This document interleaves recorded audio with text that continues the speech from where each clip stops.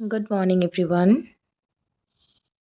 আজকে সকাল সকাল আমরা সবাই দোকানের দিকে গেলাম, কারণ দোকানে কিছু কাজ ছিল। রাস্তা দিয়ে যাচ্ছি আর দেখছি যে কত সুন্দর হয়ে উঠেছে, পুরো মাঠগুলো গ্রিন হয়ে গেছে। সারা দিন রাত বৃষ্টি হচ্ছে মায়াপুরে এখন।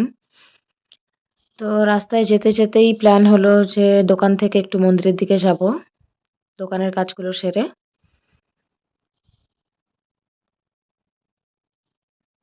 তো এই মন্দিরের দিকে যাচ্ছি এখন, মন্দিরের ভিতরের রাস্তা দিয়ে। এটাও খুব সুন্দর লাগছে। তখন প্রায় 11টা বাজে, তাও মনে হচ্ছে যে রোদ একদমই নেই। খুবই সুন্দর লাগছে। তো মন্দির দর্শন করে আমরা প্রসাদ পেতে চলে আসলাম গোবিন্দাস প্রসাদমে। আজকে একটু দেরি হয়ে গেছিল, তাই ক্যামেরা নিয়ে যেতে পারিনি ভিতরে। তাই আমার প্রভু বিল করছে।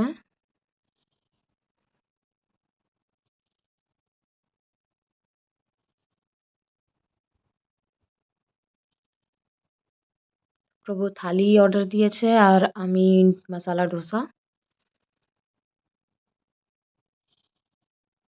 কারণ থালিতে এত পরিমাণের প্রসাদ থাকে, আমি খেতে পারি না অতটা।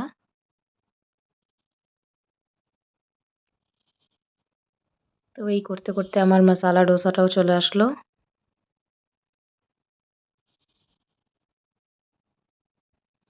তারপর আমরা প্রসাদ পেয়ে বাড়ির দিকে রওনা দিচ্ছি।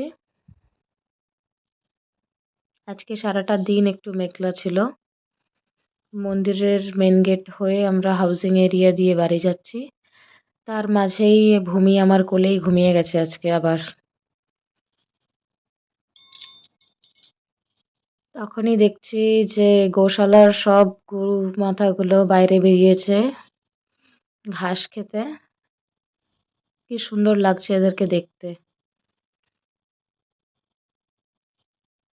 আমি জানি না কেন আমার গরু দেখতে খুব ভালো লাগে। তো আজকের মতো এখানেই শেষ করছি, আবার দেখা হবে পরের ভিডিওতে।